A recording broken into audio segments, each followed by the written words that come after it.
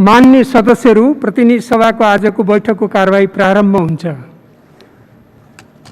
सर्वप्रथम शून्य समयको कार्यक्रम प्रारम्भ हुन्छ। शून्य समयमा बोल्न चाहनुहुने मान्य सदस्यहरूको लागि 1 मिनेटको समय निर्धारण गरिएको छ। निर्धारित समयभित्र मान्य सदस्यहरूले आफ्नो भनाइ राख्न हुन अनुरोध गर्दछु।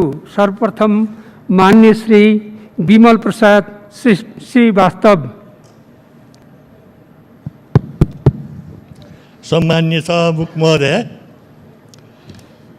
वीरगञ्ज महानगरपालिका वडा नम्बर 2 छपकैया निवासी हाम्रा केही मुस्लिम दाजुभाइहरू अहिले हरियाणाको कारागारमा थुनिएका छन्। त्यस सम्बन्धमा के कसो भएको हो र किन त्यहाँ थुनिएका छन्, यस विषयमा नेपाल सरकारको ध्यान आकृष्ट गर्न चाहन्छु र ती हाम्रा दाजुभाइहरूलाई यथाशीघ्र स्वदेश फर्काउने व्यवस्था होस्। साथसाथै नेपाल फुटबल सङ्घका अध्यक्ष कर्मा छिरिङ शेर्पाजीले नेपाली समाजमा विभेदको बिर्जारोपण गरेको बुझिएको छ। उहाँहरूले मधेसीहरूलाई सेनाको माध्यम लगाएर राष्ट्रिय गान सिकाउँदैछु भन्ने यस्ता अभिव्यक्ति दिनुभएको हुनाले त्यस्ता अभिव्यक्ति दिने ती जिम्मेवार व्यक्तिलाई छानबिन गरी र आवश्यक कारबाहीको लागि म यस सम्मानीय सभामुखज्यू मार्फत माननीय श्री विमला नेपाली।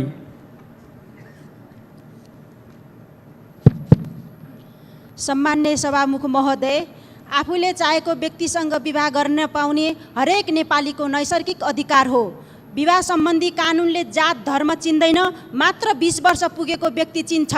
तर विडम्बना कथित गैर दलित युवतीसँगको अन्तर्जातीय प्रेम सम्बन्धका कारण गत शनिबार राति रुकुम पश्चिम चौरझारी नगरपालिका वडा नम्बर 8 सोतीमा जाजरकोट भेरी नगरपालिका 4 राणा गाउँका नवराज विकको मृत्यु भएको खबरले विक्षिप्त बनाएको छ।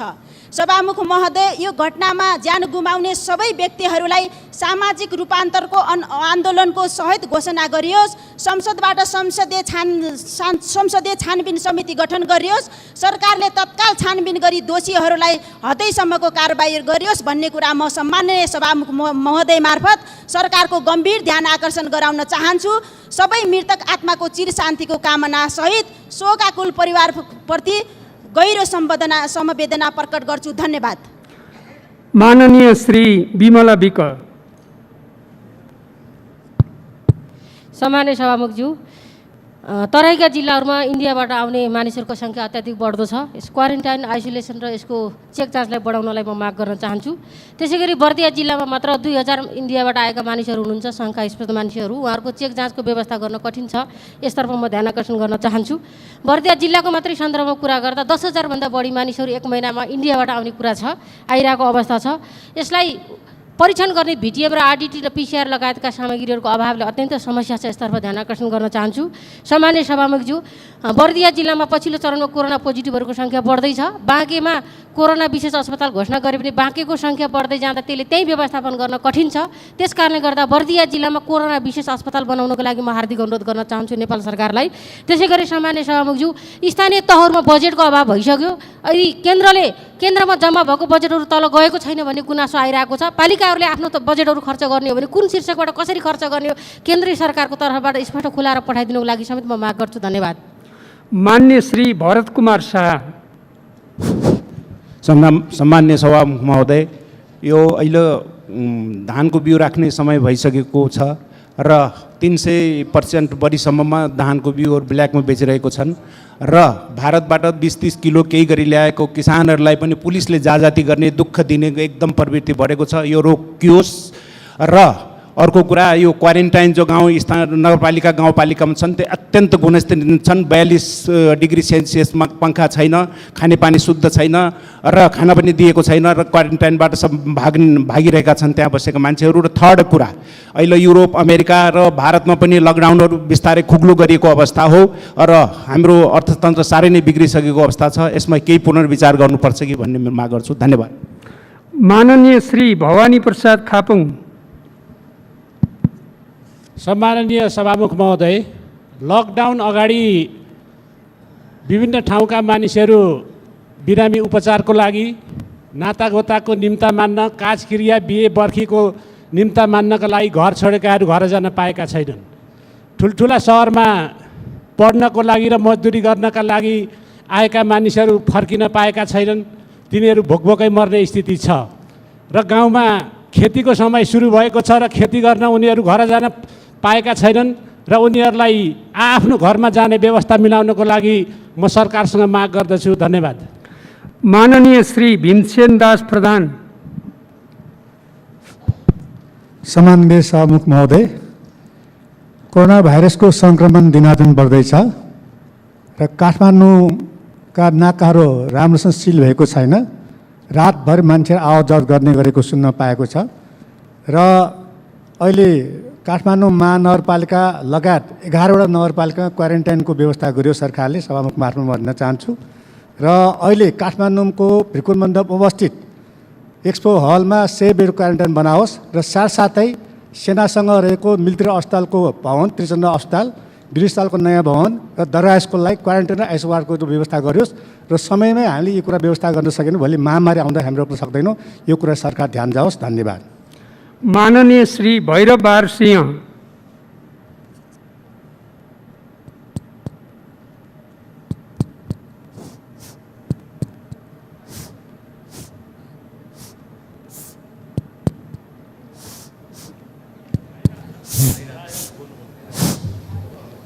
सम्माननीय सभामुख महोदय, डब्ल्युएचओले जारी गरेको मूल्य र मान्यता विपरीत छिमेकी राष्ट्र भारतले क्वारेन्टाइनमा बसेका नेपालीहरूलाई लखेट्ने, भगाउने, अल्पत्र पार्ने जस्ता गतिविधिले दैनिक जसो हजारौँको सङ्ख्यामा नेपाल भित्रिने क्रम जारी छ।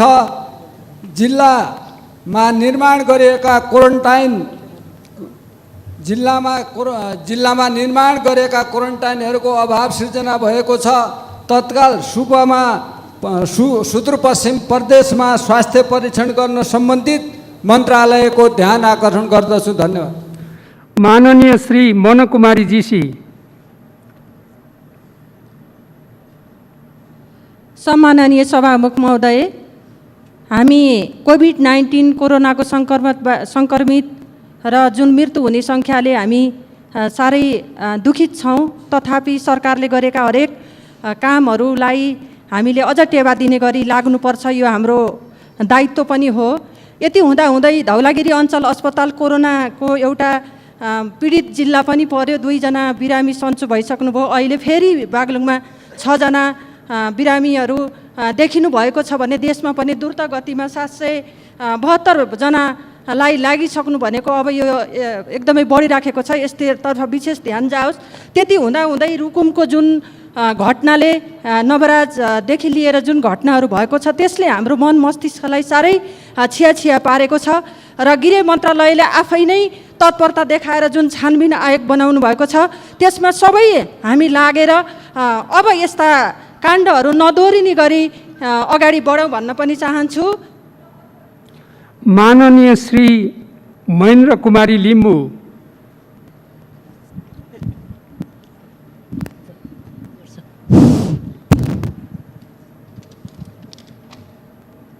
सम्माननीय सभामुख महोदय, जुन रुकुम जिल्लाको जातीय भेदभाव तथा छुवाछुपको विषयबाटै 3 जनाको ज्यान गएको र 3 जना बेपत्ता भएको, साथै 5 जना गम्भीर घाइते हुने गरी साङ्घातिक आक्रमण र नरसंहारको घोर भर्त्सना गर्दछु। साथै निष्पक्ष छानबिनको लागि सर्वदलीय संसदीय छानबिन समिति गठन गर्न सभामुख समक्ष माग गर्दछु र जुन मृतकहरूप्रति श्रद्धाञ्जली पनि अर्पण छु र सभामुख महोदयको साथै आदरणीय गृहमन्त्रीज्यूलाई म के अनुरोध गर्छु भने निर्मला पन्थको जस्तो हुन्छ छानबिन भनेर यो ढुस्स नहोस् र तुरुन्तै सर्वदलीय समिति बनाउनु माग गर्छु। धन्यवाद। जय नेपाल। मान्य श्री महेश्वर जङ गहतराज अथक।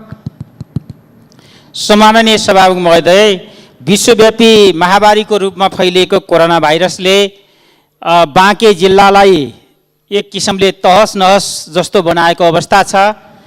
हालसम्म बाँके जिल्लामा मात्र 154 जनाको सङ्क्रमित छन्, 1 जनाको मृत्यु भइसकेका छ र खुसीको कुरा 22 जना निको भएर फर्केका छन्। सरकारले सीमित स्रोत साधनका बावजुद कोरोना नियन्त्रण सम्बन्धी गरिएको पहल कदमी सकारात्मक छ।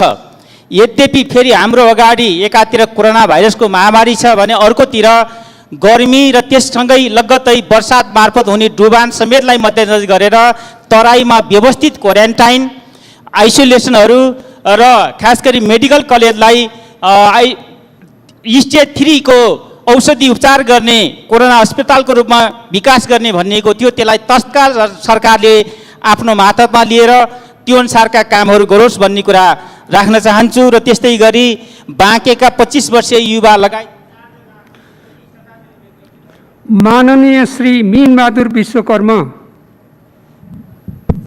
सम्माननीय सभामुख महोदय, एक मानव जीवनलाई जिउनका लागि 3टा कुरा आवश्यक पर्छ: भोजन, सुरक्षा र विश्वास। आज यो सरकार यो 3वटा कुराबाट अलग्ग छ, जनताबाट टाढा छ। उदाहरणका लागि जेठ 9 गते राति रौतहट जिल्ला राजपुर नगरपालिका 4 र अफ्ताब, हाम्रै संसदका सदस्य अफ्ताब आलमको घरमा राति 1:15 बजे विभिन्न पोसाकधारीहरू 60-70 जनाको हुलुज्जत गरेर गएर लकडाउनका बेलामा घर तोडफोड गर्ने, हात हतियारसहित जाने, एम्बुलेन्स पनि जाने उद्देश्यबाट मार्न नै लागि हो कि त्यहाँ लास नै हुन हुन्छ अथवा बिरामी घाइते हुन्छ भनेर एम्बुलेन्स पनि लिएर गएको र नगरपालिकाका मेयरलाई सोद्धा केही थाहा नभएको हुनाले राज्य आफैले आतंक सिर्जना गरेर नागरिकहरूलाई आतंकित गर्न हुन्न, त्यसकारण राज्यले सुरक्षा दिन सकेन। उदाहरणका लागि दोस्रो, जाजरकोट रुकुम घटनामा सरकार अथवा कार्यपालिकाकै लापरवाहीका कारणले, प्रहरी र स्थानीय सरकारको लापरवाहीका कारणले घटना घटेको छ। सरकार आफैले छानबिन समिति बनाएकोमा माननीय श्री मीना सुब्बा। सम्माननीय सभामुख महोदय, नेपाल सरकारद्वारा भारतीय अधिक्रमणमा परेको विपुले कालापानी लिम्पियाधुर सहितको प्राणभन्दा प्यारो मातृभूमि नेपालको नक्सामा मात्र पनि देख्दा म हर्षित भएकी छु। धन्य सरकार। भारतको 5 नक्साले प्रष्ट नेपालीको भूमि औँलाएको छ। सुगौली सन्धि अनुरूप भारतकै तर्फबाट विभिन्न कालखण्डमा जारी नक्सा देखाएर नेपाल सरकारले वार्तामा बस्न पटक पटक पहल गर्दा पनि भारत सरकारले किन आलटाल गरिरहेको छ? त्यो भूमि हाम्रो हो, हामी 1 इन्च पनि छाड्ने छैनौँ। गोर्खालीका सन्तान हो हामी। हाम्रो भूमि फिर्ता गर्न खुट्टा नकमाइकन उच्च स्तरीय कूटनीति गठन गरी, टोली गठन गरी अगाडि बढ सरकार। म सभामुख मार्फतबाट सरकारको ध्यान आकर्षण गर्न चाहन्छु। धन्यवाद। माननीय श्री मिनेन्द्र प्रसाद रिजाल।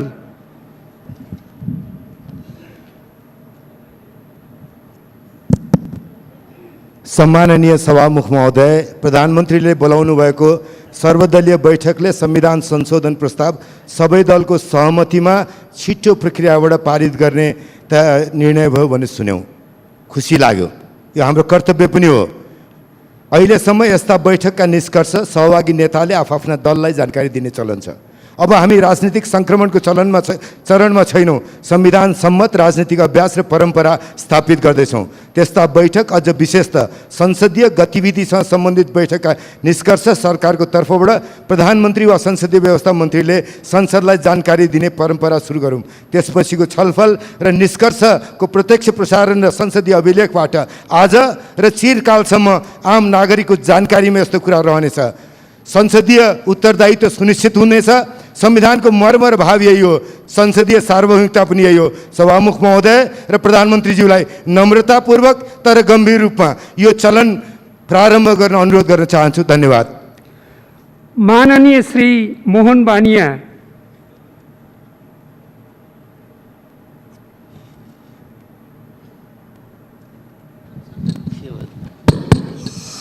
सम्माननीय सभामुख महोदय, सर्वप्रथम सम्माननीय प्रधानमन्त्री केपी शर्मा ओली नेतृत्वको सरकारलाई म विशेष धन्यवाद दिन चाहन्छु। सदियौँदेखि क्षेत्रीय प्रभुत्ववादी भारतले अतिक्रमण गर्दै आएको लिपुलेक, लिम्पियाधुरा लगायत कालापानी क्षेत्रलाई चाहिँ आफ्नो राष्ट्रिय नक्सामा सामेल बनाएर नक्सा प्रकाशित गर्न सफल भएको हुनाले एकदम चाहिँ हर्षले चाहिँ एकदम गदगद भएका छौँ नेपालीहरू। वास्तवमा यही सदनमा, गरिमामय सदनमा राष्ट्रिय सार्वभौमिकता, राष्ट्रिय अखण्डता, राष्ट्रियतालाई चाहिँ एउटा धरौटीमा राखेर एउटा अलिकति पनि राष्ट्रको माया नमानेर अभिव्यक्ति दिने चाहिँ मान्य सांसदहरू पनि यहीँ उपस्थित हुनुहुन्छ। मलाई लाग्छ म शर्मिन्दा भएको छु। कृपया उहाँहरूले यो आफ्नो वचन, आफ्नो बोली फिर्ता गर्नुहोस्, चेन्ज गर्नुहोस्, राष्ट्रको लागि माया गर्नुहोस् र राष्ट्रको एउटा चाहिँ गौरव र राष्ट्रको एउटा गौरवान्वित हुने खालको चाहिँ नेपाली जनतालाई अभिभूत एउटा चाहिँ माननीय श्री यज्ञबहादुर बोगटी।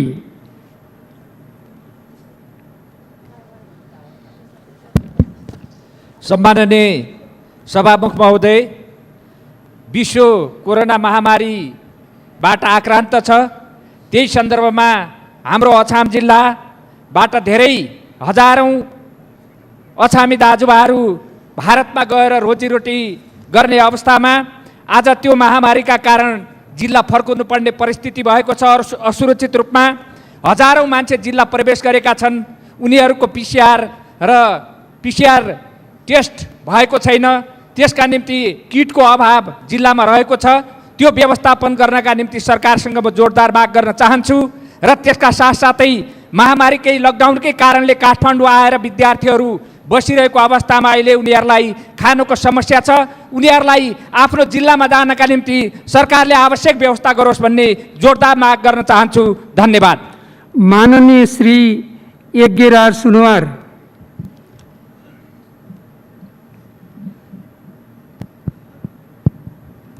सम्माननीय सभामुख महोदय, बर्सातको समय सुरु हुन लागेको छ। खास गरिकन कोरोना भाइरसको सङ्क्रमितको सङ्ख्या बढेसँगै यसको त्रास पनि भत्तै बढेको छ। स्वाभाविक रूपमा यो बर्सातको समय भएको कारणले, आउन लागेको कारणले खाद्य सामग्री, निर्माण सामग्री र औषधि लगायतको ढुवानीमा सहज हुने सरकारी निर्णय भए पनि आज पनि सहजता भइरहेको छैन। र यस बिचमा खास गरिकन बजारमा कृत्रिम अभाव खडा गरेर कालो बजारीमा रमाउनेहरूको चलखेल बढ्न सक्दछ। यसतर्फ सरकारको समयमा ध्यान जाओस्। धन्यवाद। माननीय श्री यशोदा गुरुङ सुवेदी। सम्माननीय सभामुखज्यू, गत जेठ गते रुकुम चौरजारी भेरी किनारमा भएको पाशविक हत्याको घटनाको जति निन्दा गरे पनि पुग्दैन।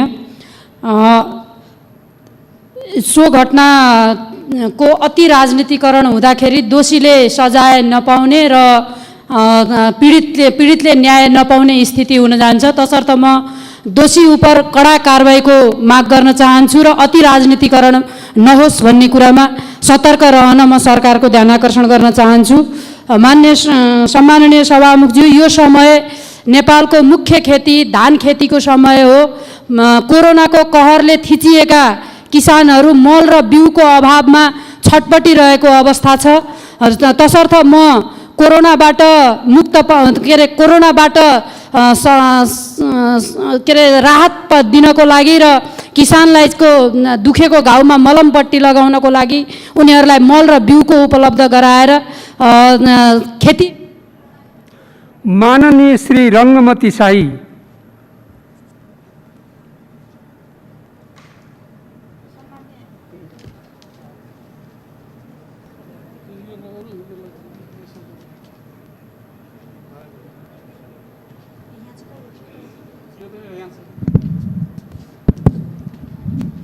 सम्मान्य सभामुख महोदय, बीच बाटोमा अलपत्र परेका नागरिकले हामीलाई सोध्छन् हाम्रो उद्धार कहिले हुने हो। हामीलाई सरकारसँग सोध्छु, सरकारले स्वास्थ्य परीक्षण गर्ने किट र क्वारेन्टाइनको अभाव छ भनेर जवाब पाउँछु।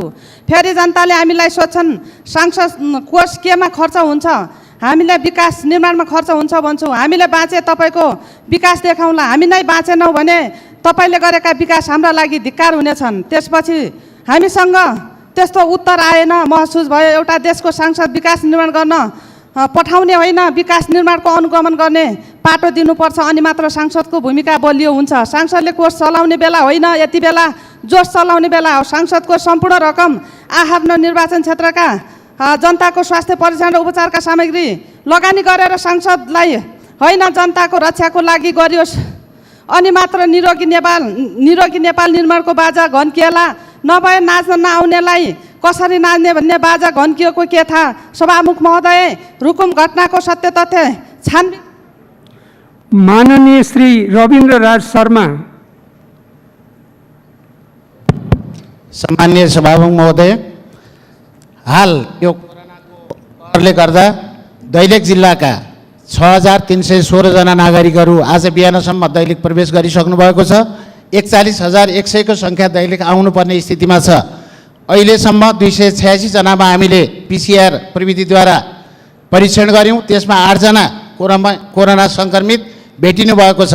अहिले किटको सङ्ख्या जम्मा 50 मात्रै छ दैलेखमा PCR प्रविधिबाट परीक्षण गर्ने। त्यसकारण म दैलेख जिल्ला अहिले पनि छिट्टो कुनै नयाँ कदम चालिएन भने यो कोरोनाको ठुलो महामारीमा फस्न सक्छ। त्यसैले दैलेख जिल्ला अस्पतालमा PCR प्रविधिबाट परीक्षण गर्ने मेसिन तत्काल जडान गरियोस्, किट उपलब्ध गराइयोस् र ती धेरैभन्दा धेरै जनताको स्वास्थ्य परीक्षणलाई छिटो दायरामा ल्याउने कदम चालियोस् भनेर सरकारसँग माग गर्दछु।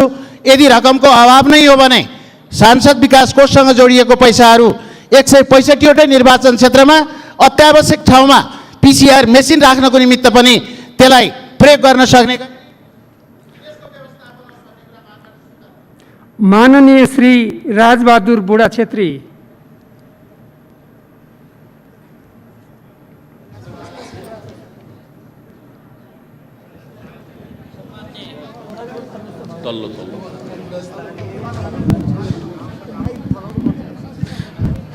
सम्माननीय सभामुखज्यू, अलि थोरै गल्ती भएछ। पहिले भारतमा यो महामारी नफैलिँदै आफ्नो नागरिक देशभित्र भित्राएको भए राम्रो हुन्थ्यो। अहिले त्यो हामीले गर्न सकेनौँ, रोकेर राख्यौँ। अहिले नागरिक मात्रै आउने होइन, कोरोना सहित बोकेर एकैचोटि यो भेल बगिरहेको छ। धेरै नाकाहरूमा हजारौँको दरले देश भित्रिएका छन्। यसबेला व्यवस्थापन गर्न गाह्रो भएको छ। स्थानीय सरकार र स्थानीय प्रशासनलाई हम्मे परेको छ।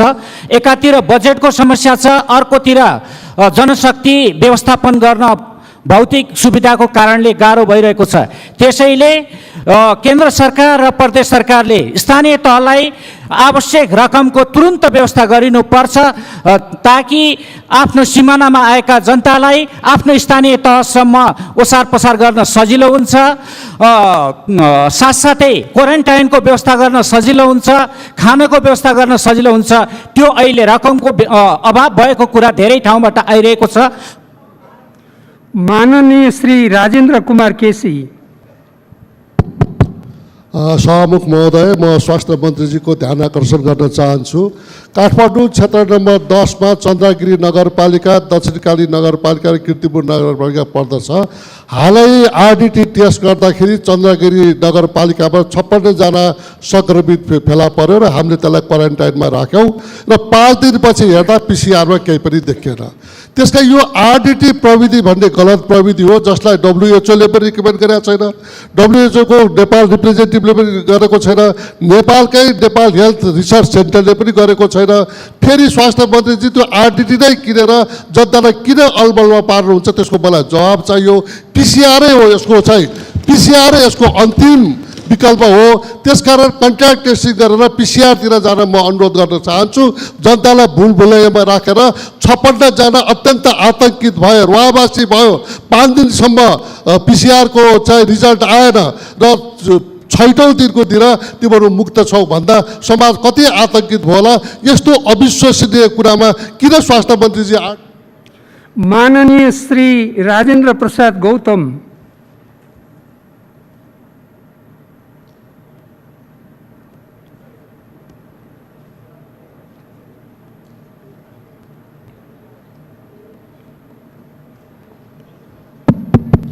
सम्मानित सभामुख महोदय,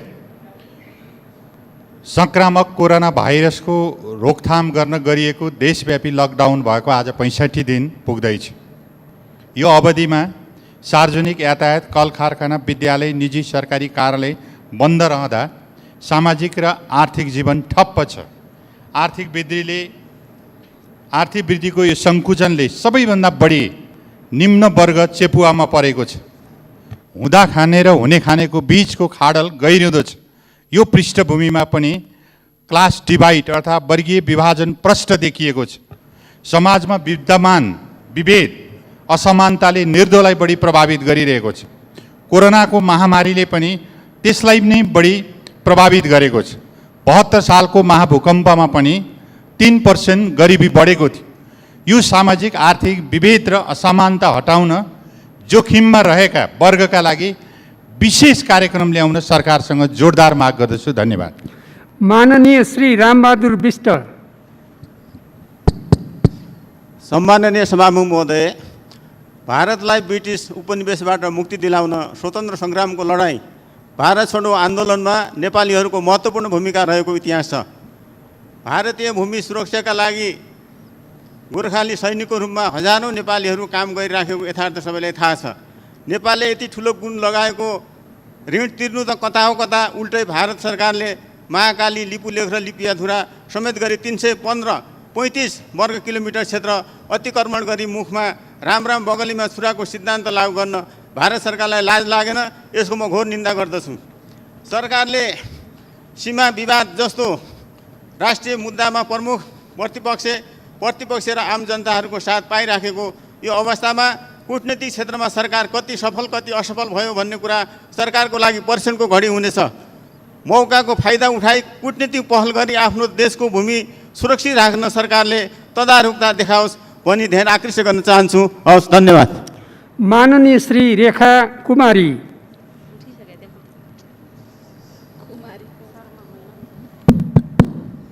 सम्माननीय सभामुख महोदय, हामीले मौलिक हकका कुरा उठाइरहँदा संविधानले व्यवस्था गरेअनुसार थुप्रै कानुन नीति नियम बनायौँ र यस सदनबाट पारित पनि गऱ्यौँ। आज नागरिकता विधेयकका बारेमा के भइरहेको छ म जान्न चाहन्छु। आज हामी किन गम्भीर भइरहेका छैनौँ र कहाँनिर के मिलेन जसका कारण आज थुप्रै युवाहरू पढे लेखेका बेरोजगार भइरहेका छन्, टेक्निकल अवसरबाट वञ्चित भइरहेका छन्। संविधानले आमा वा बुबा नेपाली छन् भने तिनका सन्तानले नागरिकता पाउने व्यवस्था छ, तर आज संविधानमा लेखेका कुरा किन कार्यान्वयन भइरहेको छैन जिज्ञासा छ सभामुख महोदय। धन्यवाद। माननीय श्री रेखा शर्मा। सम्माननीय सभामुख महोदय, नेपाली जनताले लामो समयदेखि माग गर्दै आएको भारतद्वारा अतिक्रमित भूमि लिम्पियाधुरा, लिपुलेख र कालापानीलाई नेपालको नक्सामा समावेश गरियोस् भन्ने मागलाई हालसालै सरकारले सम्बोधन गरेको छ। यसका लागि म नेपाल सरकारलाई हार्दिक धन्यवाद दिन चाहन्छु र अहिले यसको पूर्ण कार्यान्वयनको लागि छिटोभन्दा छिटो संविधानको संशोधनको प्रस्ताव संसदमा प्रस्तुत गरियोस् र भारतसँग कूटनैतिक वार्ता र छलफल गरी भूमि प्राप्तिका लागि सम्पूर्ण उपायहरूको अवलम्बन गरियोस् भन्ने चाहन्छु। सभामुख महोदय, देश यति बेला कोरोना भाइरसबाट आक्रमण छ, सङ्क्रमितको सङ्ख्या दिन प्रतिदिन बढिरहेको छ। भारतबाट स्वदेशमा आउने हजारौँको सङ्ख्यामा नेपालीहरू आइरहनु भएको छ। चेक जाँच लगायतका क्वारेन्टाइन र आइसोलेसन वार्डहरू व्यवस्थित हुन नसक्दा स्थिति भयावह बन्दैछ। तसर्थ यो स्थितिलाई नियन्त्रणमा लिन तुरन्त स्वास्थ्य सामग्रीहरू पठाउन र आइसोलेसन वार्ड र क्वारेन्टाइनलाई व्यवस्थित गर्न प्रदेश र स्थानीय तहसँग समन्वय गरी प्रक्रियालाई अगाडि बढाउन नेपाल सरकारसँग आग्रह गर्दछु। धन्यवाद। माननीय श्री रेणुका गुरुङ। सम्माननीय सभामुखज्यू, सन् 1816 मा नेपाल र अङ्ग्रेज बीच सुगौलीको सन्धिमा नेपालको भूभाग पूर्व मेचीदेखि पश्चिम महाकालीसम्म निर्धारित भयो, भारतसँग होइन। त्यसको ठिक 129 वर्षपछि सन् 1945 को दोस्रो विश्वयुद्धपछि अङ्ग्रेजले आफूले जितेको उपनिवेशहरूलाई स्वतन्त्र गर्न थाले। सन् 1947 मा भारत पनि स्वतन्त्र भयो र जवाहरलाल नेहरू प्रथम प्रधानमन्त्री भए। इस्ट इन्डिया कम्पनीका लर्ड माउन्टबेटनले नेपालका प्रधानमन्त्री श्री 3 मोहन शमशेरलाई तिम्रो देशले जितेको भूभाग फिर्ताको मागको निवेदन महारानी एलिजाबेथ द्वितीयलाई देऊ भन्दा मोहन शमशेर मौन बसे। अत her majesty the queen is still alive. बेलायतकी महारानीले हाम्रो ग्रेटर नेपालको पूर्व टिस्टादेखि पश्चिम काङ्गडा सतलजसम्मको भूभागलाई हामीलाई फिर्ता गर्नु छ। सामान्य सभामुखज्यू मार्फत नेपाल सरकारलाई ग्रेटर नेपाल फर्काउनको लागि क्वीन एलिजाबेथलाई निवेदन पठाउन जोरदार माग गर्दछु। धन्यवाद। माननीय श्री लक्ष्मी कुमारी चौधरी।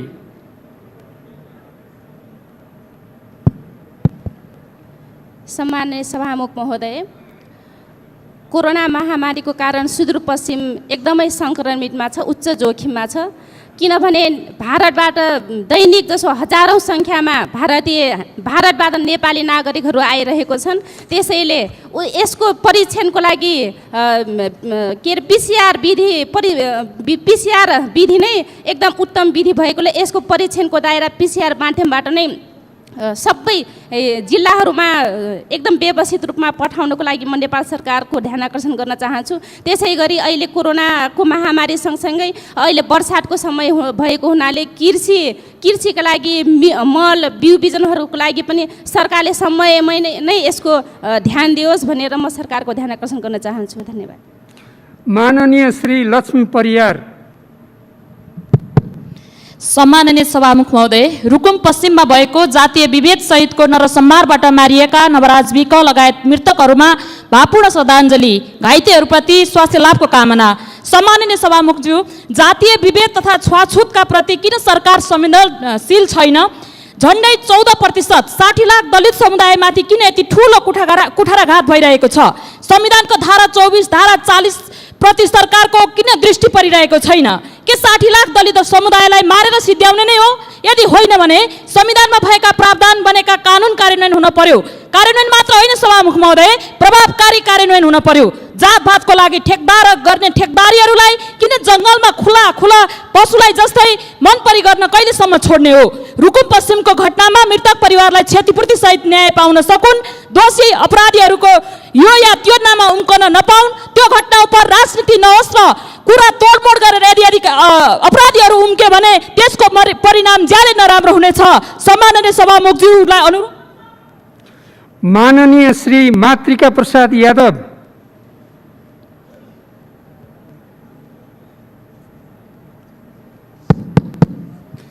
सम्माननीय सभामुख महोदय,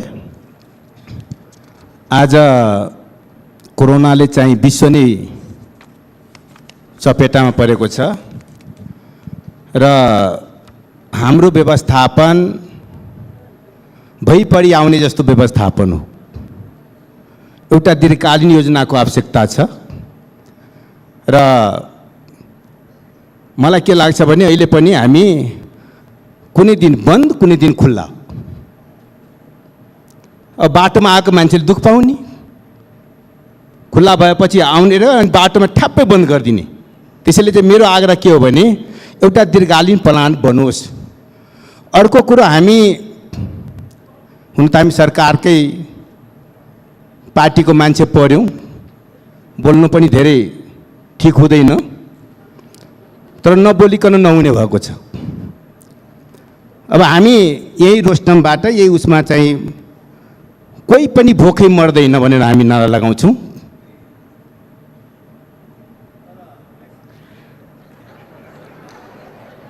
मान्य सदस्यहरू, अब प्रतिनिधि सभाका सचिव श्री गोपालनाथ योगीलाई राष्ट्रिय सभामा उत्पत्ति भएको नेपाल विशेष सेवा विषयक 2076 का सम्बन्धमा राष्ट्रिय सभाबाट प्राप्त सन्देश टेबल गर्न अनुमति दिन्छु।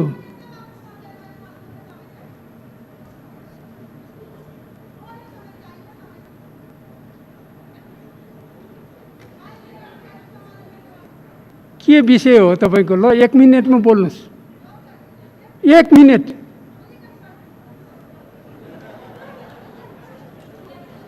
माइक आएको छैन, माइक आएपछि सुरु गर्छु।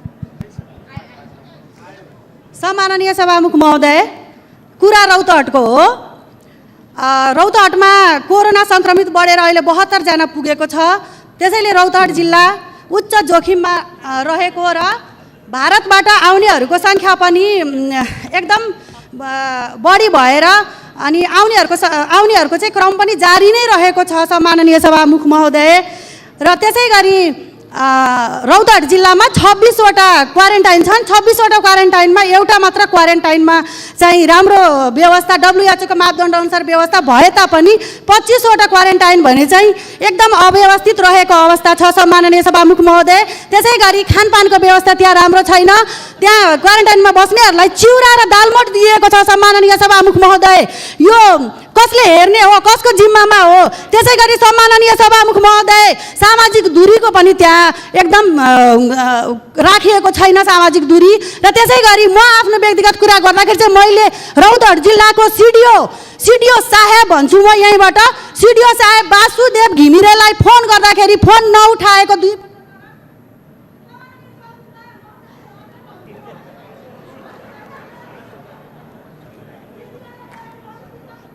समय सिद्धि अटोमेटिक काटिएको हो।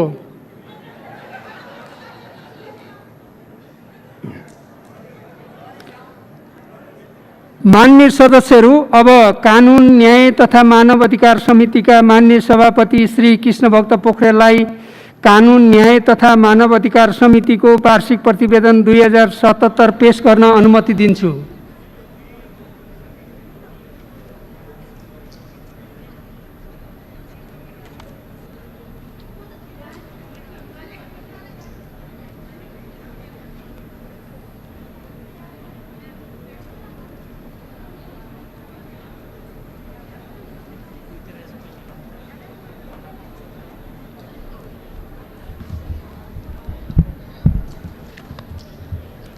सम्मानीय सभामुख महोदय, राज्यको उत्पत्तिसँगै जनताको हित र कल्याणका निमित्त विभिन्न स्वरूपका शासन प्रणाली अवलम्बन हुँदै आएका छन्। राज्यले अवलम्बन गर्ने शासन प्रणालीमा समयानुकूल परिवर्तन आए तापनि मानिसको नैसर्गिक र जन्मसिद्ध अधिकारको रूपमा रहेको मानवाधिकारको सम्मान, संरक्षण र परिपूर्ति सम्बन्धी दायित्व राज्यको नै रहेको छ। बहुदलीय प्रतिस्पर्धात्मक सङ्घीय लोकतान्त्रिक गणतन्त्रात्मक संसदीय शासन प्रणालीको सुनिश्चित गरिएको नेपालको संविधानमा लोकतन्त्रको संस्थागत विकासका लागि मानवाधिकारको संरक्षण र सम्वर्धन गर्दै विधिको शासन कायम गर्ने कुरालाई विशेष जोड दिएको छ। हामीले अवलम्बन गरेको शासन प्रणालीमा शक्तिको सर्वोच्च स्रोत नेपाली जनतामा निहित रहेको छ। सार्वभौम सत्ता सम्पन्न जनताको मतबाट निर्वाचित जनप्रतिनिधिहरूले प्रतिनिधित्व गर्ने वैधानिक थलो संसद हो।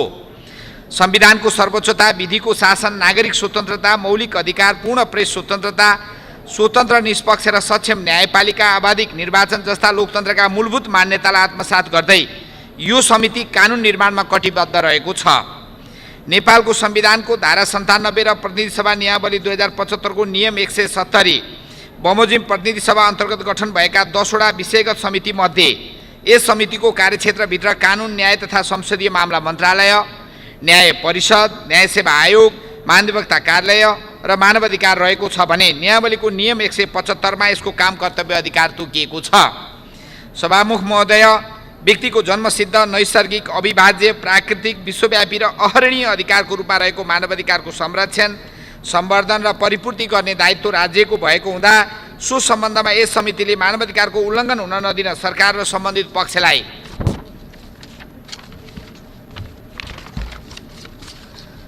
समयमा सचेत गराउँदै आएको छ। कार्य सम्पादनको सिलसिलामा यस समितिले आफ्नो कार्यक्षेत्रभित्र रहेका निकाय, उक्त निकायका पदाधिकारी, सरकारवाला निकाय र मानवाधिकारसँग सम्बन्धित विषयमा पर्याप्त छलफल, परामर्श, समन्वय गर्दै आवश्यक निर्देशन दिएको बेहोरा यस सम्मानित सदन समक्ष जानकारी गराउन चाहन्छु। यस प्रतिवेदनको अवधिभर समितिका 15 वटा बैठक बसी नियमित र अन्य समसामयिक विषयमा छलफल भएको बेहोरा समेत अवगत गराउन चाहन्छु। त्यस्तै यस अवधिमा समितिका सम्पूर्ण मान्य सदस्यहरू, गण्डकी प्रदेश सभाका सदस्यहरू र संवैधानिक क्षेत्रका विज्ञहरूको सहभागितामा पहिलो प्रादेशिक संवैधानिक सम्मेलन पोखरामा सम्पन्न गरी संविधानका अन्तर्वस्तु र यसका कार्यान्वयनको सम्बन्धमा प्रकाश पार्ने काम भएको छ। अन्तर्राष्ट्रिय संसदीय अभ्यास र मानवाधिकारसँग सम्बन्धित विषयमा विदेशी विज्ञलाई समेत आमन्त्रण गरी अन्तर्क्रिया बैठकहरू गरिएको छ। त्यसैगरी मानवाधिकार सम्बन्धी 5औं राष्ट्रिय कार्ययोजना 76, 77 र 80, 81 माथि घनीभूत छलफल गरी उक्त छलफलमा मान्य सदस्यहरूले राख्नुभएको विचार र विज्ञहरूबाट प्राप्त सुझावलाई एकीकृत गरी नेपाल सरकार, प्रधानमन्त्री तथा मन्त्री परिषद कार्यालयमा पठाइएको छ। सभामुख महोदय, संसदको प्रमुख कार्यविधि निर्माण पनि यस समितिले सफलता हासिल गरेको छ। यस सम्बन्धमा समितिमा प्रशासकीय अदालतको सम्बन्धमा गर्न बनेको विधेयक 75, प्रमाण ऐन विधेयक 2075 गरी 2 वटा विधेयक प्राप्त हुन आएको थियो। उक्त दुवै विधेयक राष्ट्रिय सभामा उत्पत्ति भई प्रतिनिधि सभाबाट दफावार छलफलको लागि यस समितिलाई प्राप्त भएको थिए। यसरी प्राप्त भएका दुवै विधेयक र उपर समितिले यथासमयमै सरकारवालाहरूलाई सहभागिता घनीभूत छलफल गरी आवश्यक परिमार्जन सहित सर्वसम्मतिले पारित गरी सोको प्रतिवेदन प्रतिनिधि सभामा पेश गरेकोमा उक्त दुवै विधेयक सभाबाट पारित भइसकेका छन्। समितिमा विधेयक उप छलफल गर्ने क्रममा सम्बन्धित क्षेत्रका विज्ञ र अन्य सरकारवालाहरूलाई समितिको बैठकमा आमन्त्रण गरी सरकारवालाबाट प्राप्त सुझावहरूलाई आवश्यकता र औचित्यताको आधारमा ग्रहण गरिएको छ। समितिले आफ्नो जिम्मेवारी र कार्यक्षेत्र अन्तर्गत परेका ऐनमा तदारुकताका साथ छलफल गरी संविधान र कानुनद्वारा निर्देशित महत्त्वपूर्ण र गहनतम जिम्मेवारी यथासमयमै सम्पन्न गरेको छ। सभामुख महोदय, विश्वभर महामारीको रूपमा फैलिएको कोभिड-19ले मानव जातिको अस्तित्वमाथि नै भयावह सङ्कट सिर्जना गरिरहेको वर्तमान जटिल एवं कठिन परिस्थितिमा समेत समिति क्रियाशील रहेको छ। यस परिप्रेक्ष्यमा आधुनिक सूचना प्रविधिको उपयोग मार्फत भर्चुअल रूपमा तथा मान्य सदस्यहरूको भौतिक उपस्थितिमा छलफल गरी कोरोना रोकथाम, नियन्त्रण, उपचार, वैदेशिक रोजगारका क्रममा अल्पत्र परेका नेपालीको तत्काल उद्धार, सीमामा अल्पत्र परेका नेपालीको उचित सम्बोधन, देशभित्र न्यूनतम सेवा सुविधा सहितको क्वारेन्टाइनका निर्माण र लकडाउनका कारण सहाराविहीन बनेका सङ्गठित र असङ्गठित क्षेत्रका श्रमिकहरूलाई मानवाधिकारको पूर्ण प्रत्याभूति गराउन नेपाल सरकारलाई दया बमोजिमको निर्देशन गरिएको छ। उपत्यका लगायत देशभर स्वास्थ्य संस्थामा जनसङ्ख्याको चाप अनुसार आइसियु र आइसोलेसन बेड पर्याप्त व्यवस्था गर्ने र कोरोना भाइरसको परीक्षणका लागि आवश्यक उपकरण, किट्स, मास्कको सञ्चय गरी अत्यावश्यक औषधिसहित चिकित्सा टोली तत्काल व्यवस्था मिलाउन स्वास्थ्य तथा जनसङ्ख्या मन्त्रालय मार्फत नेपाल सरकारको ध्यानकर्षण गराउने। नेपाल सरकारले सबै प्रदेश, स्थानीय तह, सरकारी, सामुदायिक, निजी स्वास्थ्य संस्थाबीच आवश्यक समन्वय कायम गरी प्रत्येक प्रदेशमा यसको परीक्षण र उपचारको लागि आवश्यक व्यवस्था मिलाउन स्वास्थ्य तथा जनसङ्ख्या मन्त्रालय मार्फत नेपाल सरकारलाई ध्यानकर्षण गराउने भनेर गरेका थियौँ। यो कार्यान्वयन पनि भइ नै सकेका छ। प्रत्येक स्वास्थ्य संस्थामा विशेषज्ञ चिकित्सक टोलीको स्वास्थ्य परीक्षण र उपचारमा संलग्न चिकित्सकहरूको उच्च मनोबल र विशेष सुरक्षाको सुनिश्चितता गर्न र स्वास्थ्य तथा जनसङ्ख्या मन्त्रालय मार्फत नेपाल सरकारलाई ध्यानकर्षण गराउने। मास्क, औषधि लगायत दैनिक खाद्य पदार्थको बजारमा देखिएको कृत्रिम अभाव एवं कालो बजारलाई नियन्त्रण गर्न प्रभावकारी बजार अनुगमन गर्ने र अनुगमनको क्रममा भेटिएका अवांछित कार्यमा संलग्न जोसुकैलाई तत्काल कडा कारबाही गर्न नेपाल सरकार गृह मन्त्रालय र उद्योग वाणिज्य तथा आपूर्ति मन्त्रालयलाई निर्देशन गर्ने। क्षमताभन्दा बढी कैदीबन्दी रहेकोमा कारागारमा कोरोना भाइरसको उच्च जोखिम हुने हुँदा कारागारको क्षमताभन्दा बढी कैदी भएकोमा हटाउनेतर्फ विद्यमान कानुनको कार्यान्वयन गरी वा थप कानुनी प्रावधान गरी प्रबन्ध गरी व्यवस्थापन गर्ने र कारागारमा तत्काल हुन सक्ने जोखिम न्यूनीकरणको प्रयास गर्न गृह मन्त्रालयलाई निर्देशन गर्ने। कोरोना भाइरसको जोखिम बढ्दै गइरहेको अवस्थामा नागरिकको खान पाउने हक, स्वास्थ्य उपचारको हक जस्ता मौलिक हकको वञ्चित हुने अवस्था सिर्जना भएकाले नागरिकको उक्त हकको पूर्ण सुनिश्चितता गर्न र विपदको घडीमा राहत पाउने नागरिकको मौलिक हक भएकाले नागरिकको मौलिक हकको रक्षा गर्न गृह मन्त्रालय मार्फत नेपाल सरकारको ध्यानकर्षण गराउने। विदेशमा अलपत्र परेका नेपाली नागरिकको हकमा आफ्नो देशमा फर्कन चाहने नागरिकलाई अहिले बसेकै ठाउँमा बस्न सक्ने सहज वातावरण बनाउन वा घर फिर्ता गर्ने तर्फको कार्ययोजना निर्माण गरी तत्सम्बन्धी कार्य तत्काल अगाडि बढाउन गृह मन्त्रालय मार्फत नेपाल सरकारको ध्यानकर्षण गराउने। विपद व्यवस्थापन सम्बन्धी मौजुदा ऐन विपद व्यवस्थापन 2074लाई केन्द्रदेखि स्थानीय तहसम्म तत्काल कार्यान्वयन गरी दीर्घकालीन विपदका योजनाहरू समेत निर्माण गर्ने कार्यमा गृह मन्त्रालयलाई निर्देशन गर्ने। असहाय, एकल तथा विधवा महिला र अपाङ्गता भएका व्यक्तिलाई वितरण गर्दै आएको सामाजिक सुरक्षा भत्तालाई निरन्तरता दिन सामाजिक सुरक्षा ऐन 2075लाई संशोधन गर्न सोको संशोधन विधेयक सङ्घीय संसदको चालु अधिवेशन अर्थात् यही अधिवेशनमा चाहिँ पेश गर्न नेपाल सरकार गृह मन्त्रालयको ध्यानकर्षण गराउने। कोरोना महामारीको कारणले लकडाउनको समयमा घटेका जातीय विभेद, छुवाछुत, बलात्कार, हत्या जस्ता घटनामा यस समितिको गम्भीर ध्यानकर्षण भएको छ। यस क्रममा धनकुटा, मोरङमा जिल्लाका दलित बालिकामाथि भएको सामूहिक बलात्कार, कपिलवस्तु र रुकुम पश्चिममा भएको जातीय भेदभाव, सामूहिक हत्या तथा व्यक्ति बेपत्ता, पाँथर जिल्लामा जबरजस्ती गराइएको गर्भपतन, कास्कीको पोखरामा दलित भएकै कारणले क्रियापुत्री भवन प्रयोग गर्न नदिएका लगायतका घटनाहरूको तत्काल छानबिन गरी दोषी उप कारबाहीको प्रक्रिया अगाडि बढाउन नेपाल सरकारलाई ध्यानकर्षण गराउने। कोरोना भाइरस विरुद्धको लडाइँमा सम्पूर्ण राजनीतिक दलहरूले देखाएको राजनीतिक एकता र प्रतिबद्धताको सराहना गर्दै सम्पूर्ण राजनीतिक दल र तिनका भातृ सङ्गठन, गैर सरकारी संस्था लगायत नागरिक समाजको संयुक्त प्रयासबाट जनचेतना अभिवृद्धिका कार्यक्रम बस्ती स्तरसम्म पुर्याउन आह्वान गर्ने। समितिको यो वार्षिक प्रतिवेदन सभा समक्ष पेश गर्दै गर्दा समेत कोरोनाको सङ्क्रमण फैलिने दर र सङ्क्रमित व्यक्तिहरूको सङ्ख्यामा समेत आएको वृद्धिले समितिले निर्देश गरेका उपयुक्त निर्देशनहरू अझै पनि उत्तिकै सान्दर्भिक र महत्त्वपूर्ण रहेको बेहोरा सभा समक्ष निवेदन गर्न चाहन्छु।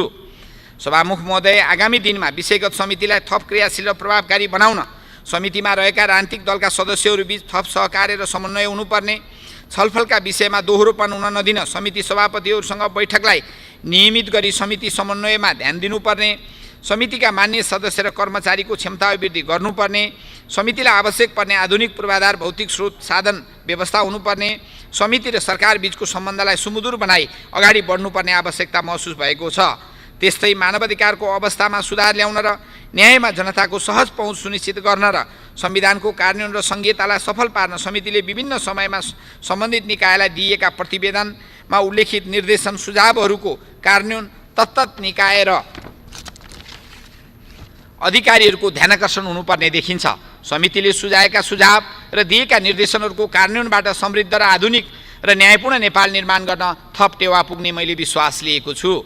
यसका साथै मुलुकमा कोभिड-19 को महामारी आउने दिनमा थप भयावह र जटिल बन्न सक्नेतर्फ मध्यनजर गर्दै प्रविधिको प्रयोग मार्फत गरिने समितिको भर्चुअल छलफल र बैठकलाई कानुनी मान्यता प्रदान गर्न प्रतिनिधि सभा नियमावलीमा आवश्यक संशोधन गर्न जरुरी देखिएको कुरा सभा समक्ष म विनम्र अनुरोध गर्न चाहन्छु। अन्त्यमा यस समितिको कार्य सम्पादनमा सहयोग पुर्याउनु हुने प्रतिनिधि सभाका सम्माननीय सभामुखज्यू, माननीय कानुन न्याय तथा संसदीय मामला मन्त्रीज्यू, सभा र समितिका मान्य सदस्यहरू, नेपाल सरकार र सम्बन्धित मन्त्रालय, आयोग, विभाग एवं निकायका पदाधिकारी, संघीय संसदका महासचिव, प्रतिनिधि सभाका सचिव, सचिवालयका सचिव र कानुन न्याय तथा मानवाधिकार समितिका सचिवालयमा कार्यरत सम्पूर्ण कर्मचारी, समितिलाई सहयोग पुर्याउनु हुने विज्ञहरू तथा समितिको काम कारबाहीमा विषयमा आम नागरिकलाई सुसूचित गर्ने सञ्चार जगतलाई समेत हार्दिक धन्यवाद दिन चाहन्छु। साथै कोरोना भाइरसको रोकथाम, नियन्त्रण र उपचारमा अग्रपङ्क्तिमा खटिनुभएका चिकित्सक, स्वास्थ्यकर्मी, सुरक्षाकर्मी, राष्ट्रसेवक कर्मचारी लगायत सबैको योगदानको उच्च सराहना गर्न चाहन्छु। सम्माननीय सभामुख महोदयको अनुमतिले प्रतिनिधि सभा नियमावली 2075 को नियम 175 को उपनियम 7 बमोजिम सम्मानित सभा समक्ष यो प्रतिवेदन पेश गर्दछु। धन्यवाद।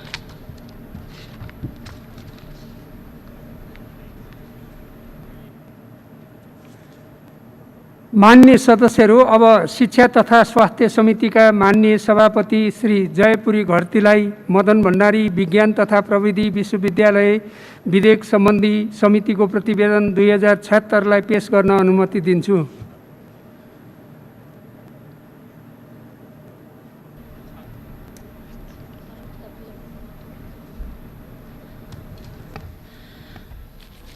सम्माननीय सभामुख महोदय, प्रतिनिधि सभाको मिति 2076 भडौ 10 गतेको बैठकले मदन भण्डारी विज्ञान तथा प्रविधि विश्वविद्यालय सम्बन्धमा व्यवस्था गर्न बनेको विधेयक 2076 माथि प्राप्त संशोधनसहित दफार छलफलको लागि शिक्षा तथा स्वास्थ्य समितिमा पठाउने निर्णय गरेको थियो। समितिको मिति 2076 10-29 गतेको बैठकबाट विधेयकका सम्बन्धमा सैद्धान्तिक एवं दफार छलफल सुरु गरेको थियो। उक्त बैठकमा शिक्षा, विज्ञान तथा प्रविधि मन्त्रीज्यूबाट विधेयकको आवश्यकता र औचित्यबारे विस्तृत जानकारी दिने काम भएको थियो। विधेयकलाई व्यवस्थित र परिष्कृत बनाउनको लागि समितिका मान्य सदस्यहरू, विधेयकमाथि संशोधन पेश गर्नुहुने मान्य सदस्यहरू, माननीय शिक्षा, विज्ञान तथा प्रविधि मन्त्रीज्यू र विषय विज्ञहरूलाई आमन्त्रण गरी विधेयकमाथि दफार छलफल सम्पन्न गरेको थियो। यस अवधिमा समितिको 10 वटा औपचारिक बैठक र पटक पटक अनौपचारिक बैठक बसेको थियो। उक्त बैठकहरूमा जम्मा 16 घण्टा 40 मिनट समय छलफल गरेको थियो। समितिमा विश्वविद्यालयलाई विज्ञान तथा प्रविधिको क्षेत्रमा अध्ययन अनुसन्धान गर्न सक्षम जनशक्ति उत्पादन गर्न सक्ने लक्ष्यसहित व्यापक र गहन छलफल गरेको थियो। समितिको 2076 चैत 5 गते बसेको बैठकले मदन भण्डारी विज्ञान तथा प्रविधि विश्वविद्यालय सम्बन्धमा व्यवस्था गर्न बनेको विधेयक 2076 सर्वसम्मतिले पारित गरेको थियो। अन्त्यमा समितिको कार्य सम्पादनमा निरन्तर मार्गदर्शन गर्नुहुने सम्माननीय सभाज्यू, छलफलमा सहभागी भई सहयोग गर्नुहुने मान्य शिक्षा, विज्ञान तथा प्रविधि मन्त्रीज्यू, समितिमा उत्साहपूर्ण सहभागी भई विधेयक पारित गर्नुहुने समितिका माननीय सदस्यज्यूहरू र विधेयकमाथि संशोधन पेश गर्नुहुने मान्य सदस्यहरू, सङ्घीय संसदका महासचिव, प्रतिनिधि सभाका सचिव, सम्बन्धित मन्त्रालयका सचिव तथा कर्मचारीहरू, शिक्षा तथा स्वास्थ्य समितिका उपसमिति सचिव लगायत कर्मचारीहरू, सोके सचिवालयका कर्मचारीहरू, पत्रकार मित्रहरू एवं सम्बन्ध सरकारवालाहरू लगायत सबैलाई धन्यवाद दिन चाहन्छु।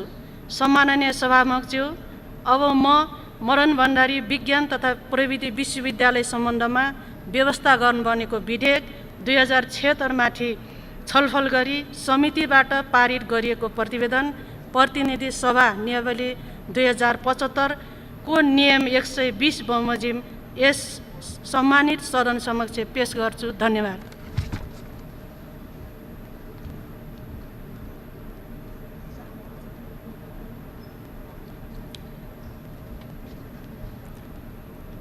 मान्य सदस्यहरू, अब माननीय शिक्षा विज्ञान तथा प्रविधि मन्त्री श्री गिरिराजमणि पोखरेललाई रेडियोधर्मी पदार्थको नियमन सम्बन्धी विधेयक 2076 माथि राष्ट्रिय सभाबाट भएको संशोधनमाथि विचार गरियोस् भन्ने प्रस्ताव प्रस्तुत गर्न अनुमति दिन्छु।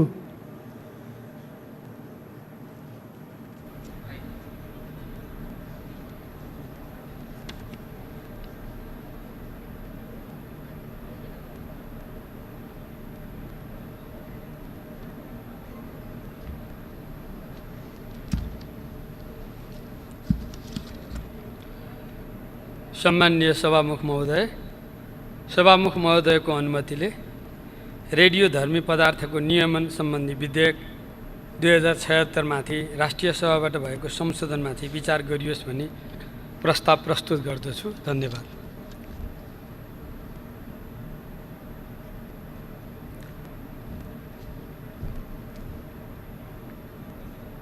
माननीय सदस्यहरू, अब उक्त प्रस्तावमाथिको छलफल प्रारम्भ हुन्छ। माननीय सदस्यहरू, यस छलफलमा रेडियोधर्मी पदार्थको नियमन सम्बन्धी विधेयक 2076 माथि राष्ट्रिय सभाबाट भएको संशोधनमाथि मात्र छलफल हुने बेहोरा अनुरोध गर्दछु।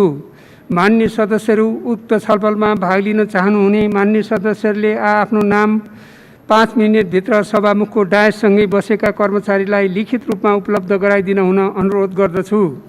छलफलमा भाग लिन चाहनुहुने प्रत्येक मान्य सदस्यलाई 3 मिनेटको समय निर्धारण गरिएको छ। सर्वप्रथम माननीय श्री प्रेम सुवाल।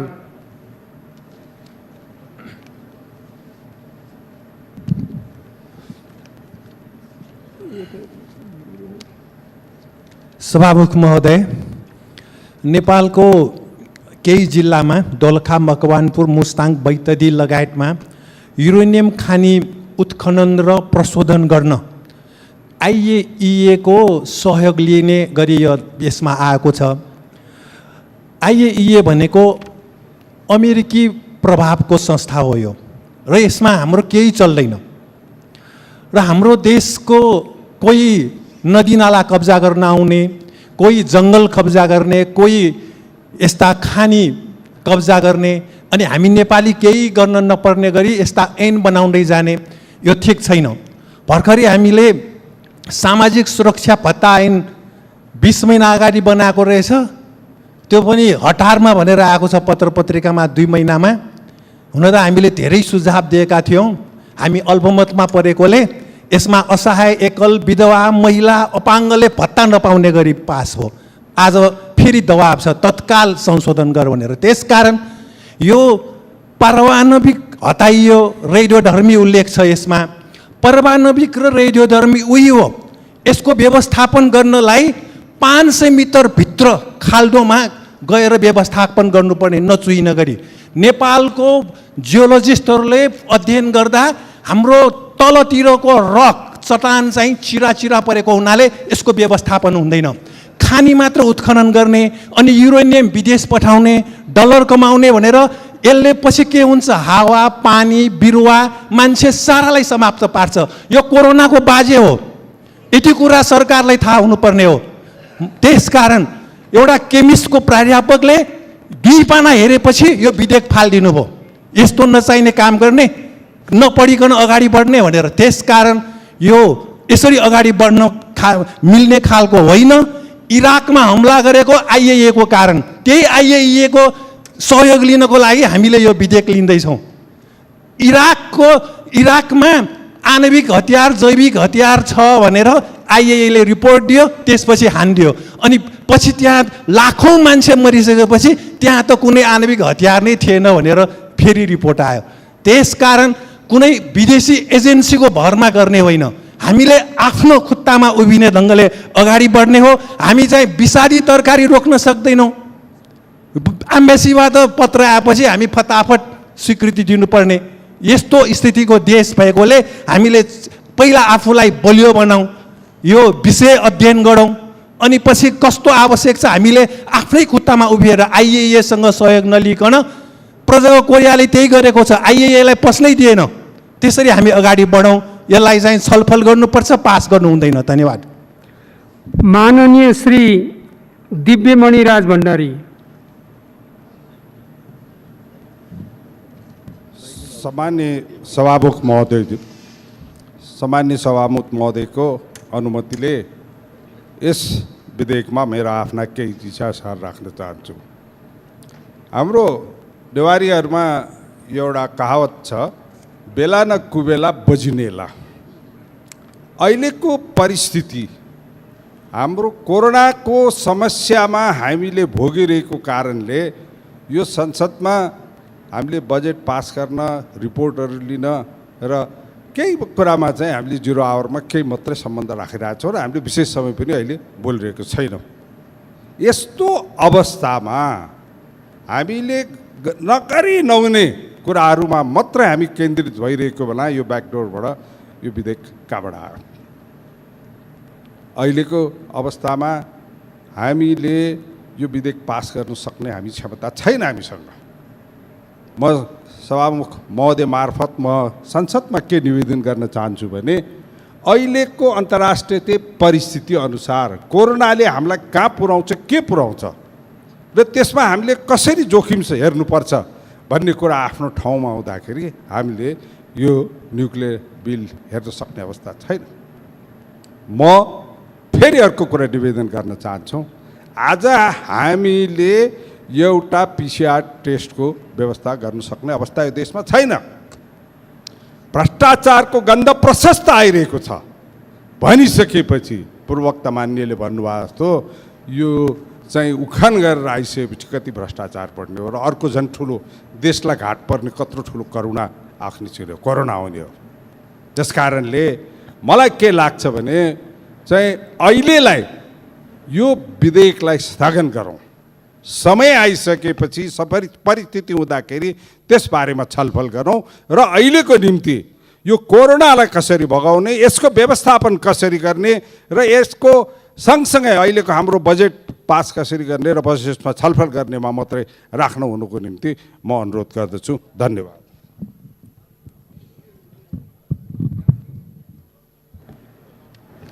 मान्य सदस्यहरू, अब मान्य शिक्षा, विज्ञान तथा प्रविधि मन्त्री श्री गिरिराजमणि पोखरेललाई छलफलमा उठेका प्रश्नहरूको जवाफ दिन अनुमति दिन्छु।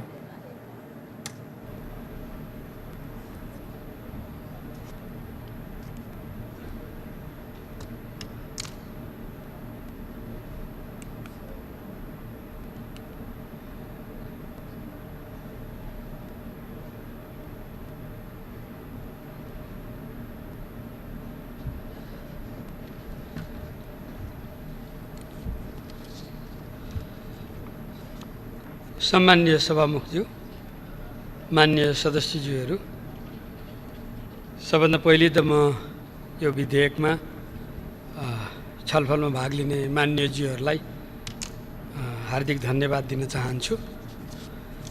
म यो विधेयकको सन्दर्भमा उठेका केही विषयलाई स्पष्ट पार्न चाहन्छु। नेपालमा आयनीकरण गर्ने विकिरणको प्रयोग धेरै समय अघिदेखि भइरहेको छ। विशेष गरी स्वास्थ्य क्षेत्रमा यसको उपयोग बढी मात्रामा भएको छ भने कृषि, पशु, उद्योग लगायतका क्षेत्रमा समेत प्रयोग भएको छ। देशमा सयौं एक्सरे सेवाहरू तथा थुप्रै रेडियोथेरापी सेवाहरू सञ्चालित छन् भने केही न्युक्लियर मेडिसिन सम्बन्धी सेवाहरू पनि प्रवाहमा छन्। यस्तो खालका सेवा प्रवाह गर्ने स्थानमा सयौं कर्मचारीहरू कार्यरत छन्। स्वास्थ्य क्षेत्रका सेवाहरूबाट हजारौं बिरामीहरूले सुविधा लिएका छन्। त्यसको वरिपरि सर्वसाधारणहरूको जीवन जोडिएको छ। विकिरणको असर तत्काल नदेखिए तापनि दीर्घकालीन असर गम्भीर हुन्छ। अत त्यस्ता किसिमका विकिरणजन्य सेवा एवं विकिरण उत्सर्जन गर्ने पदार्थहरूको नियमन गरी सबैलाई सुरक्षा संरक्षण गर्न अत्यन्त जरुरी छ। हाल नेपाल सरकारले केवल पारमाणविक पदार्थको नियमन सम्बन्धी निर्देशिका 2072 का आधारमा यसलाई नियमन गर्दै आइरहेको छ। Nepal treaty on non proliferation of nuclear weapon पक्ष राष्ट्र भएको र सोसँग सम्बन्धित कम्प्रिहेन्सिभ सेफगार्ड एग्रिमेन्टमा समेत हस्ताक्षर गरेको परिप्रेक्ष्यमा पारमाणविक पदार्थको कानुनी व्यवस्थाद्वारा नियमन गर्नु नेपालको अन्तर्राष्ट्रिय दायित्वभित्र समेत पर्दछ।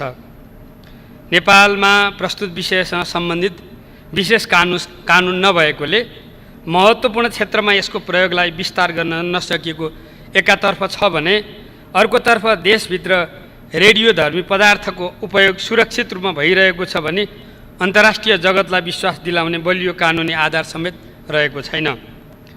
यो पृष्ठभूमिमा पारमाणविक प्रविधि र आयनीकृत विकिरणको सुरक्षित र शान्तिपूर्ण प्रयोग, रेडियोधर्मी स्रोतहरूको सुरक्षा र संरक्षण, पारमाणविक पदार्थ, रेडियोधर्मी पदार्थ तथा संयन्त्रको अनधिकृत प्रयोग हुनबाट बचाई आयनीकृत विकिरणबाट पर्न सक्ने प्रतिकूल प्रभावबाट सर्वसाधारणको जीवधनको सुरक्षा तथा वातावरण संरक्षण गर्ने सम्बन्धमा आवश्यक कानुनी व्यवस्था गर्न वाञ्छनीय भएकोले नेपाल सरकारले सम्मानित सभा समक्ष पारमाणविक तथा रेडियोधर्मी पदार्थको सुरक्षित तथा शान्तिपूर्ण प्रयोग सम्बन्धमा व्यवस्था गर्न बनेको विधेयक प्रस्तुत गरेको बेहोरा माननीय सदस्यज्यूहरूलाई पुनः स्मरण गराउन चाहन्छु। सम्मान्य सभामुख महोदय, सुरुमा यो विधेयक सम्मानित सभामा पेश हुँदा पारमाणविक पदार्थको उपयोग नेपाल सरकारका साथै विभिन्न क्षेत्रले गर्न पाउने व्यवस्था समावेश भएको थियो।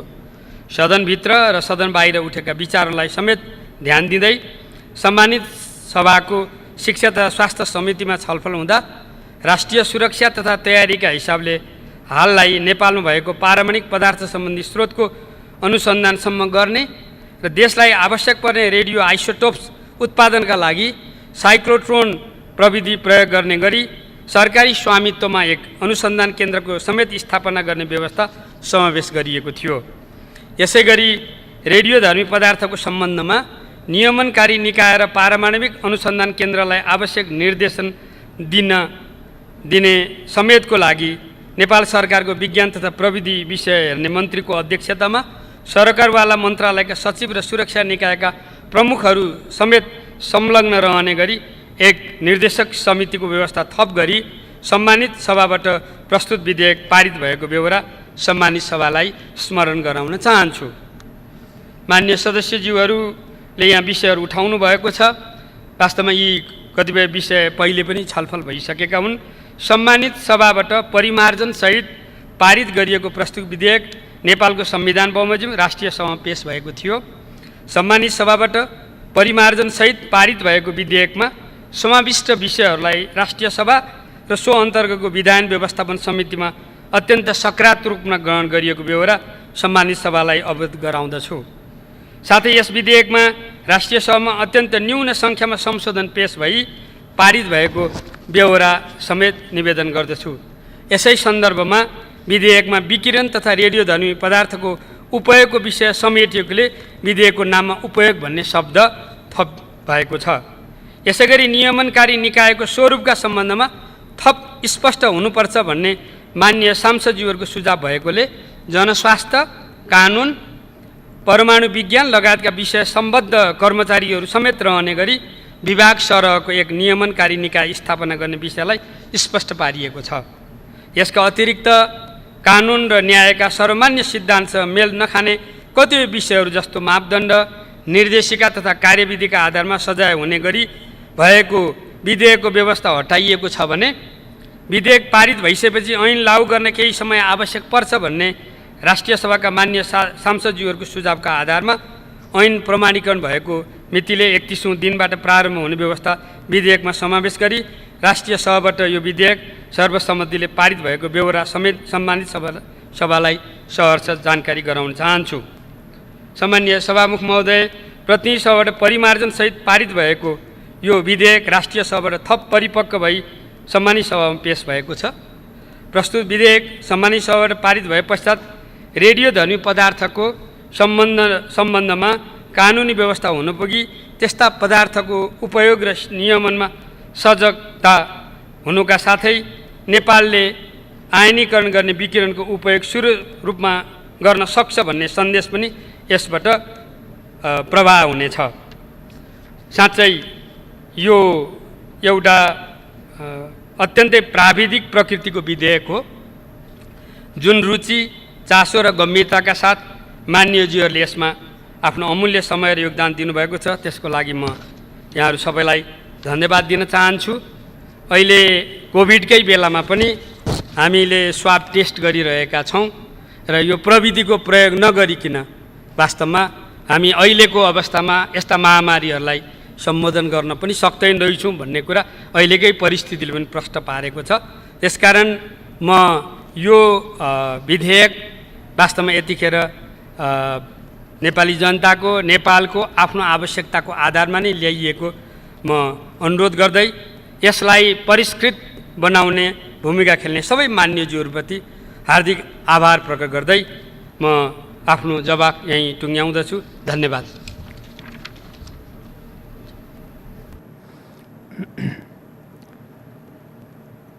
अब यो छलफल यहीँ समाप्त हुन्छ। मान्य सदस्यहरू, अब म रेडियोधर्मी पदार्थको नियमन सम्बन्धी विधेयक 2076 का सम्बन्धमा राष्ट्रिय सभाबाट भएको संशोधनलाई स्वीकृत गरियोस् भनी निर्णयार्थ प्रस्तुत गर्दछु। यो प्रस्तावको पक्षमा हुने मान्य सदस्यहरूले हुन्छ भन्नुहोला, यसको विपक्षमा हुने मान्य सदस्यहरूले हुन्न भन्नुहोला। यो प्रस्तावको पक्षमा हुने मान्य सदस्यहरूले हुन्छ भन्नुहोस्। यसको विपक्षमा हुने मान्य सदस्यहरूले हुन्न भन्नुहोस्। हुन्छ भन्ने पक्षका मान्य सदस्यहरूको बहुमत भएकोले रेडियोधर्मी पदार्थ उपयोग तथा नियमन विधेयक 2076 का सम्बन्धमा राष्ट्रिय सभाबाट भएको संशोधन बहुमतले स्वीकृत भएको घोषणा गर्दछु।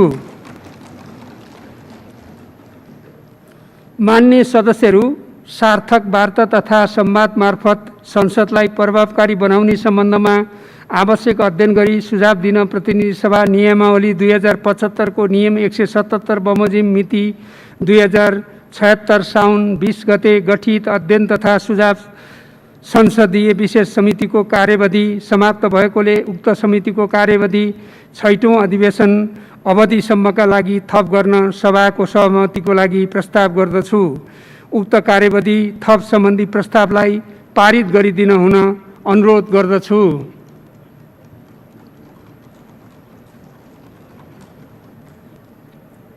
उक्त प्रस्ताव सर्वसम्मतिले पारित भएको घोषणा गर्दछु। मान्य सदस्यहरू, मान्य अर्थमन्त्रीबाट नेपालको संविधानको धारा 119 बमोजिम आर्थिक वर्ष 2077-78 को राजस्व र व्ययको अनुमान बजेट मिति 2077 जेठ 15 गते बिहिबार दिनको 4 बजे संघीय संसदको दुवै सदनको संयुक्त बैठकमा पेश गर्ने कार्यक्रम भएकोले सो बमोजिम प्रतिनिधि सभाका सम्पूर्ण मान्य सदस्यहरू उक्त दिनको 3:45 बजे अगाडि नै प्रतिनिधि सभाको बैठक कक्षमा उपस्थित हुनुभई आफ्नो आसन ग्रहण गरिदिन हुन अनुरोध गर्दछु। मान्य सदस्यहरू, अब प्रतिनिधि सभाको अर्को बैठक 2077 साल जेठ 15 गते बिहिबार साँझ 6 बजे बस्ने गरी यो बैठक स्थगित हुन्छ।